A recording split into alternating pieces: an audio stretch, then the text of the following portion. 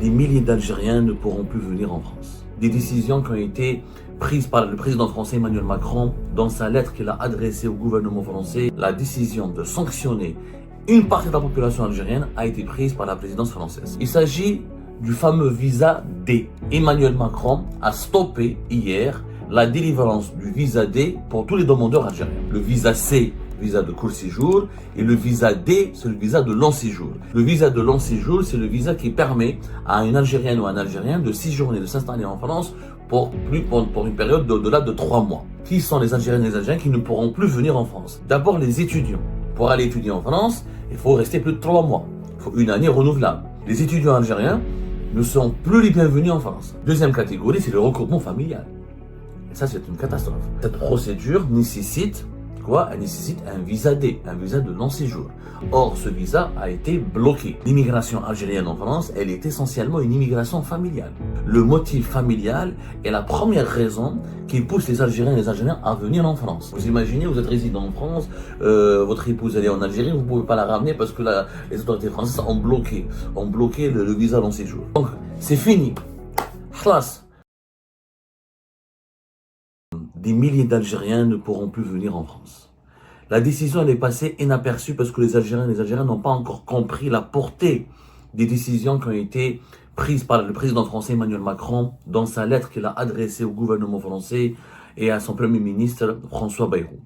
La lettre qui a été médiatisée, qui a été adressée officiellement hier par Emmanuel Macron à François Bayrou le 6 août 2025.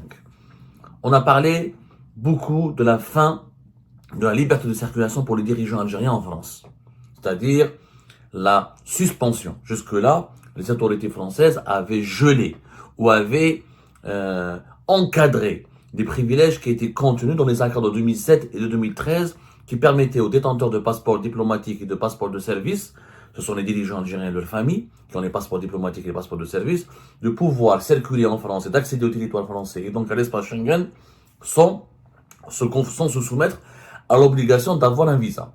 Pendant 6 mois, chaque 6 mois sur une année, ils avaient le droit de circuler librement en France. En fait, c'est une sorte de carte de séjour, c'est une sorte de droit d'entrée au sol européen, au sol français, qui a été accordé généreusement par les autorités françaises aux autorités algériennes. Bien sûr, il y a eu la réciprocité, puisque les détenteurs de passeports de service français, les détenteurs de passeports diplomatiques français, avaient aussi jusque-là cette possibilité de séjourner et de venir en Algérie et de rester 6 mois sur le territoire algérien sans demander de visa et sans aucune restriction. Sauf que voilà, ce n'est pas un privilège, puisque les dirigeants français, la classe dirigeante française, ne se bousculent pas pour venir en Algérie, pour s'installer en Algérie. Les dirigeants français n'ont pas leurs enfants en Algérie, n'investissent pas en Algérie, n'ont pas de biens immobiliers en Algérie, donc le rapport est totalement déséquilibré. Ce sont les dirigeants algériens qui placent leur famille, qui achètent des biens et qui ont des neveux et des amis et des proches qui vivent la belle vie en France. Ce n'est pas le contraire n'est pas vrai. Mais depuis hier, et ça n'a pas été suffisamment expliqué aux Algériens et aux Algériens, d'ailleurs c'est un virage, je dirais un virage historique dans la crise algéro-française.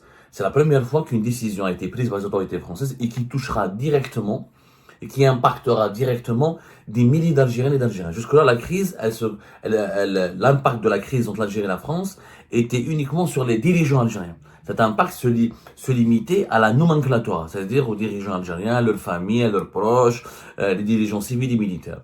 Mais depuis hier, le 6 août 2025, la décision de sanctionner une partie de la population algérienne a été prise par la présidence française. Qu'est-ce qui s'est passé? Il s'agit du fameux visa D. Emmanuel Macron a stoppé hier la délivrance du visa D pour tous les demandeurs algériens. Que dit la lettre d'Emmanuel Macron? On va l'expliquer petit à petit, de façon très pédagogique.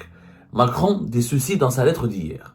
Je vous demande donc que le ministère de l'Europe et des Affaires étrangères notifie aux autorités algériennes la suspension formelle de cet accord. Je vous prie également de solliciter du ministère de l'Intérieur qu'il obtienne de nos partenaires Schengen qu'ils prennent les mesures indispensables à l'efficacité de nos décisions, tout particulièrement la consultation de la France pour la délivrance des visas de court séjour pour les responsables algériens en question et les passeports visés par cet accord. Je vous invite également à activer les dispositions que nous avons élaborées en janvier 2024 dans le cadre de la loi pour le contrôle de l'immigration et améliorer l'intégration. Son article 47, dont j'ai souhaité l'aboutissement, a créé un levier visa réadmission national qui permet de refuser les visas de court séjour aux détenteurs de passeports, de services et diplomatiques, tout comme les visas de long séjour, à tout type de demandeur. Je souhaite que ces dispositions soient mises en œuvre immédiatement et que cela soit notifié aux autorités algériennes.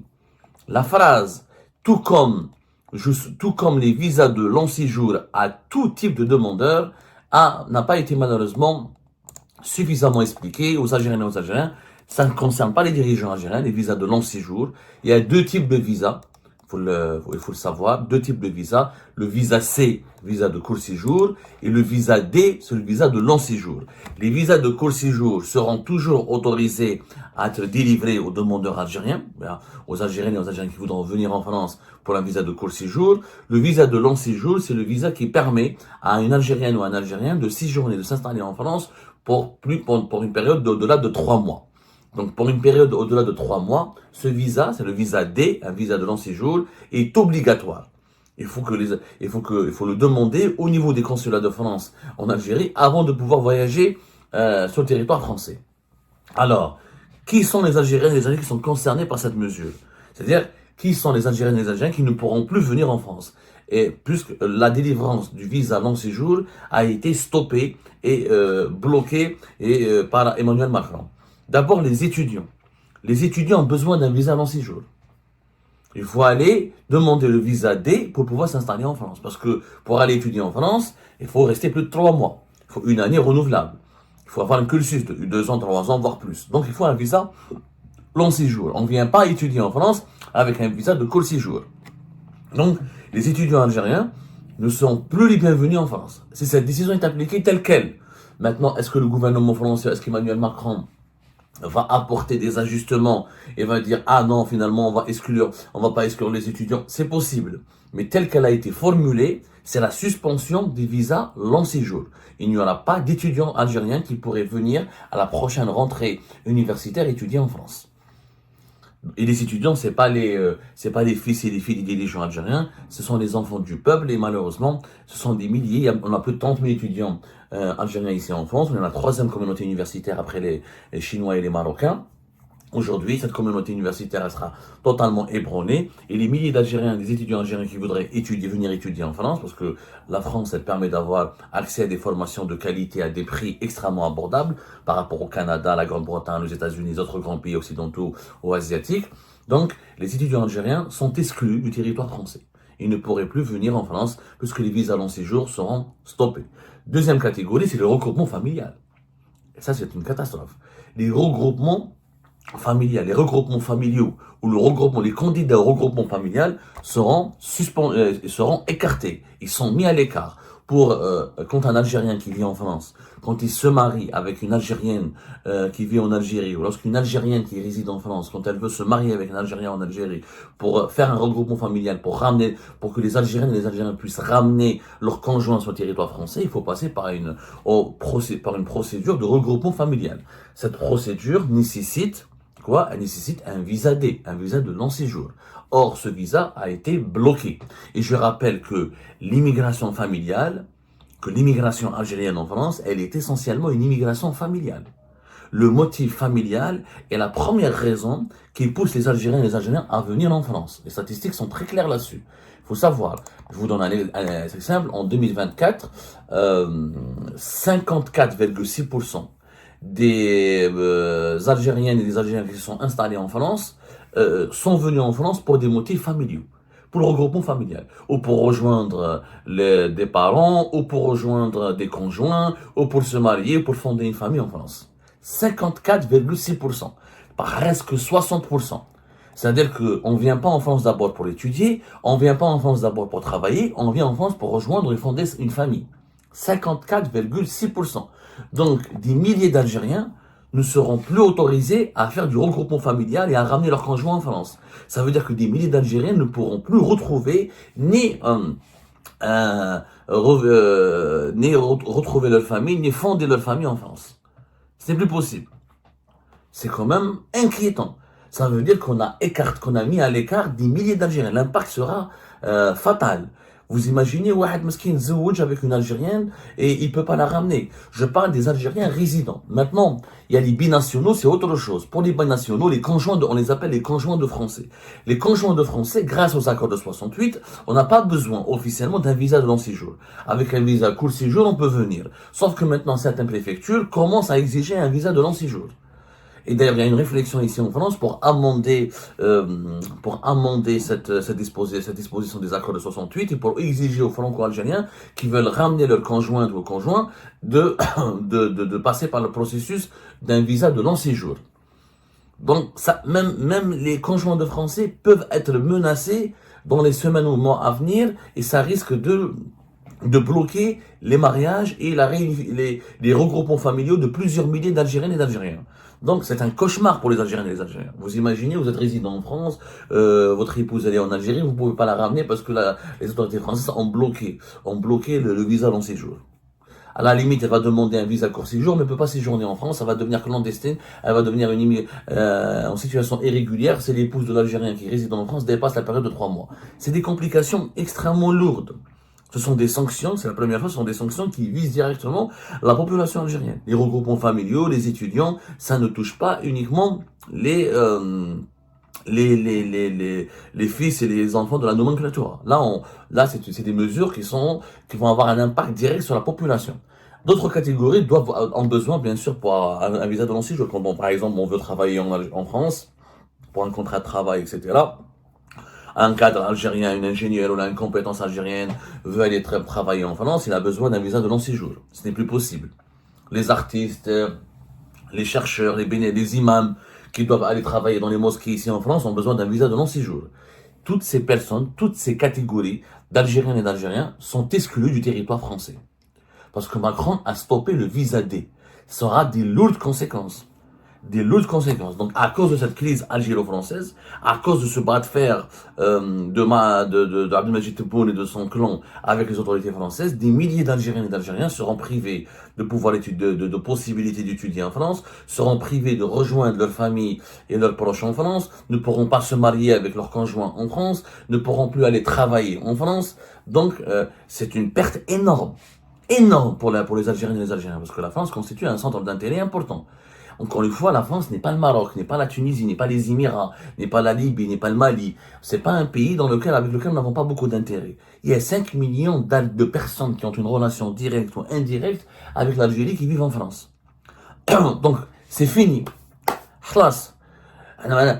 Quand l'Algérien ne peut pas aller voir sa femme, ne peut pas se marier, ne peut pas aller retrouver ses enfants, ne peut pas aller retrouver ses proches en France, c'est une déchirure. C'est vraiment une conséquence très lourde sur le quotidien de la population algérienne. La France, il y a plus d'Algériens en France qu'à Oran ou à Constantine. Réellement, la deuxième ville française, la deuxième ville algérienne, la deuxième wilaya, on va dire la deuxième wilaya la plus peuplée par des Algériens et des Algériens, c'est la France. Après la wilaya d'Alger, après le centre du pays. C'est l'Hexagone. Donc, il y aura des conséquences désastreuses. Ça serait un cauchemar pour des milliers d'Algériens. Vous imaginez les jeunes Algériens qui ne pourront pas étudier dans les universités françaises. Qui va financer des cursus dans les universités américaines où c'est des dizaines de milliers de dollars, là en Grande-Bretagne, où les visas sont encore plus difficiles à obtenir, ou là au Canada. Oui, on peut aller en Ukraine, on peut aller en Russie, ça coûte moins cher. Mais les Algériens ne maîtrisent pas le russe, ne maîtrisent pas l'ukrainien, et ça n'a pas la même qualité de formation que les universités françaises. Et puis les étudiants algériens viennent en France parce qu'ils ont des ancrages familiaux, et des membres de leur famille qui peuvent les aider à s'intégrer, à travailler. Donc l'impact, il est déterminant. Il est malheureusement désastreux, je le dis encore une fois, sur les Algériennes et les Algériens. À cause de ce bras de fer totalement idiot, moi je le qualifie. Il est clair, bien sûr que dans cette crise, il y a des préoccupations et des attentes légitimes de la part des autorités algériennes. Il y a certains problèmes qui sont légitimes, qu'il faudrait trouver réglés, mais dans un cadre de dialogue et de respect mutuel. Mais en faire une affaire d'État, utiliser le chantage, utiliser la violence, faire établir un bras de fer et un rapport de force partout, à n'importe quel moment avec les autorités françaises, voilà ce que ça produit. Ça donne des conséquences sur la population algérienne. Ça donne des conséquences sur la population algérienne. Les dirigeants algériens eux-mêmes, quand ils ont des enfants qui veulent se marier en France avec des conjoints qui sont résidents en France, ils ne pourront plus se marier, ils ne pourront plus... Franchement, ça va changer énormément de choses. Maintenant, encore une fois, on va voir comment le gouvernement français va appliquer cette instruction d'Emmanuel Macron. Une instruction, elle est claire. Elle est claire et elle s'appuie sur un texte. Il faut savoir effectivement qu'il y a une loi qui s'appelle la loi pour contrôler l'immigration, qui a été adoptée le 24 janvier 2024, c'est pratiquement plus d'une année. Et cette loi, il y a un article, c'est l'article 47. Ça s'appelle levier visa réadmission. C'est quoi cet article? Il permet aux autorités françaises de sanctionner les ressortissants des pays non coopérants en matière de gestion des flux migratoires, en matière de coopération sécuritaire. Les pays qui ne vont pas coopérer avec la France pour l'expulsion de leurs migrants dangereux, qui commettent des crimes, qui commettent des actes de délinquance sur le sol français, les pays qui ne vont pas coopérer avec la France pour délivrer des laissez-passer consulaires et évacuer, expulser leurs ressortissants, se verront sanctionnés en vertu de cet article 47. Ça s'appelle l'article 47 de la loi pour contrôler l'immigration, la loi du 24 janvier 2024.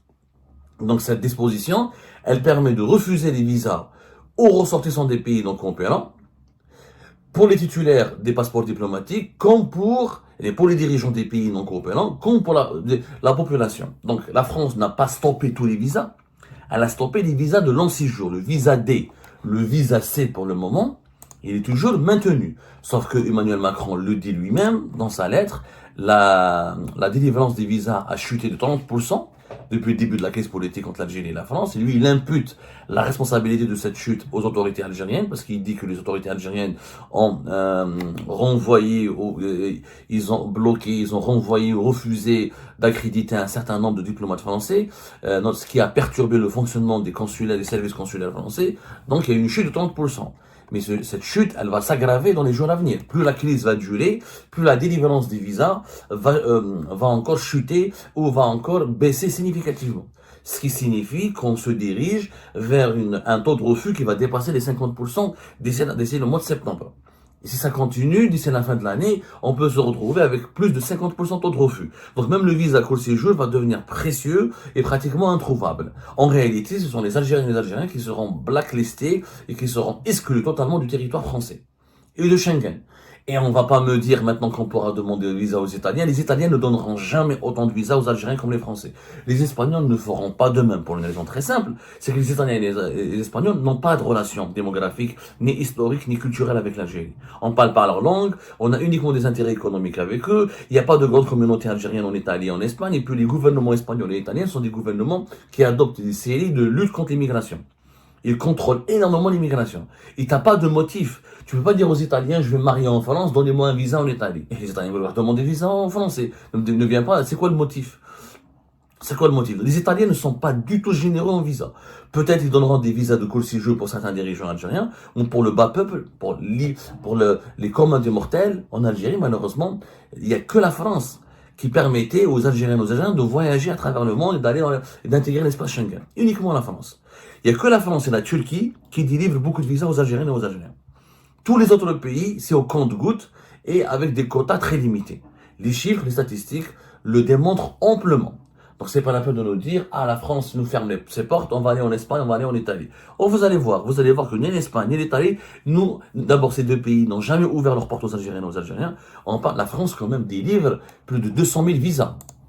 Là, ça n'a rien à voir avec le de toute façon, on fera une émission très spécialement dédiée à cette histoire des visas délivrés par les autorités, par la France, l'Italie et l'Espagne et les autres pays européens. Et on va s'attaquer à ce mythe qui fait croire aux Algériens et aux Algériens. Ne vous inquiétez pas, c'est la France nous ferme l'accès à l'espace Schengen, on va aller vers l'Italie et on va aller vers l'Espagne. Ce qui est complètement faux, ça ne se fera jamais. Mais on fera une émission à part. D'autant plus, ce qui est nouveau, c'est que Emmanuel Macron a demandé au gouvernement français de coordonner avec ses partenaires de l'espace Schengen pour ne pas délivrer les visas de court séjour aux dirigeants algériens tant que ce problème bilatéral entre l'Algérie et la France persiste.